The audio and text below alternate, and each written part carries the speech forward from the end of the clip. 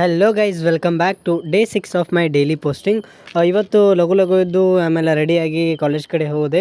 ಆಮೇಲೆ ಹೋಟೆಲ್ ಒಳಗೆ ದೋಸೆ ಸಮೋಸ ತಿನ್ಕೊಂಡು ಕ್ಲಾಸಿಗೆ ಕಡೆ ಹೋದ್ವಿ. ಆಮೇಲೆ ಒಳಗಡೆ ಪ್ರಿಂಟ್ ಗದ್ದಲ ಇರ್ತದೆ ಅಂತೇಳಿ ಹೊರಗಡೆ ಜೆರಾಕ್ಸ್ ಶಾಪ್ ಒಳಗೆ ನನ್ನ ಫ್ರೆಂಡ್ ಪ್ರಿಂಟ್ ತಗೊಂಡು ನೆಕ್ಸ್ಟ್ ಕ್ಲಾಸಿಗೆ ಹೋದ್ವಿ. ಆಮೇಲೆ ಕ್ಲಾಸಸ್ ಎಲ್ಲ ಮುಗಿದ್ವು. ನಾನು ನನ್ನ ಫ್ರೆಂಡ್ ಹರಟೆ ಹೊಡ್ಕೊಂಡು ನಿಂತಿದ್ವಿ. ನಾನು ಸ್ವಲ್ಪ ಕಾರ್ಕಳ ಹೋಗೋದಿತ್ತು, ಅದಕ್ಕೆ ಮೂಡುಬಿದ್ರಿಗೆ ಬಂದೆ. ಮೂಡುಬಿದ್ರಿಂದ ಕಾರ್ಕಳ ಬಸ್ ಹತ್ತಿದ್ದೆಪ್ಪ. ನನ್ನ ಒಬ್ಬ ಅಜ್ಜ ಹಂಗೆ ನೋಡಾತಿದ್ದ ಆಗಳಿಂದ ಮುಖ ನನ್ನ ಮಗದಾಗ ಏನು ಕಾಣೋದು ಏನೂ ಗೊತ್ತಿಲ್ಲ. ಆಮೇಲೆ ಊರಿನ ಹೆಸರು ನೋಡ್ರಿಪ್ಪ, ನಕ್ರಿ ಅಂತ. ಅದಕ್ಕೆ ಗುರಾಯಿಸತ್ತಿದ್ದ ತಗೊಂಡ್ಬಿಟ್ಟೆ. ಆಮೇಲೆ ಕಾರ್ಕಳ ಬಂದೆ. ನೆಕ್ಸ್ಟ್ ಆಮೇಲೆ ಇದು ಆಫೀಸಿಗೆ ಬಂದೆ, BCM ಆಫೀಸಿಗೆ. ಅದಲ್ಲ ಅಂತಂದ್ರು ಮತ್ತು ಬೇರೆ ಕಡೆ ಹೋದೆ. ಹುಬ್ಳಿ ಬಸ್ ನೋಡಲಿ ಭಾಳ ದಿವಸ ಆಗಿತ್ತು. ಇವತ್ತು ಹುಬ್ಳಿ ಟು ಧರ್ಮಸ್ಥಳ ಅದೇನೋ ಬಸ್ ಇತ್ತು, ನೋಡಿದೆ, ಭಾರಿ ಖುಷಿ ಆಯ್ತು.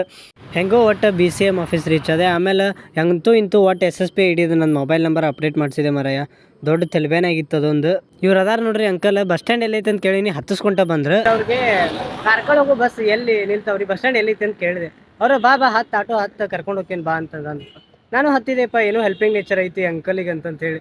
ಅವನೊಂದು ಬಸ್ ಸ್ಟ್ಯಾಂಡಿಗೆ ಬಂದು ಇಳಿಸಿದ ಕೂಡಲೇ 10 ರೂಪಾಯಿ ಕೊಡಂದ್ಬಿಟ್ರು. ನಾ ಏನೋ ಹೆಲ್ಪ್ ಮಾಡ್ತೀರಂತ ತಿಳ್ಕೊಂಡ್ರ ಅವನು. ಆಮೇಲೆ ಕಾರ್ಕಳಿಂದ ಮೂಡುಬಿದ್ರೆ ಬಸ್ ಹತ್ತಿದೆ. ಬಸ್ನಾಗ ನನಗೆ ಅಜ್ಜಾಗ ಆಟೋ 10 ರೂಪಾಯಿ ಕೊಟ್ಟಿದ್ರು ಏನು ಅನಿಸ್ತಿರಕ್ಕಿಲ್ಲ. ಬಟ್ ಅವ ರೊಕ್ಕ ತೊಗೋದಿಲ್ಲ ಅಂತ ತೊಗೊಂಡ ಅದಕ್ಕೆ. ಆಮೇಲೆ ಮೂಡುಬಿದ್ರಿಂದ ಇಂಥ ಗದ್ದಲ ಬಸ್ನಾಗ ಬಂದೆ. ಅಂತೂ ಇಂತೂ PGಗೆ ಬಂದೆ. Okay guys, see you next vlog.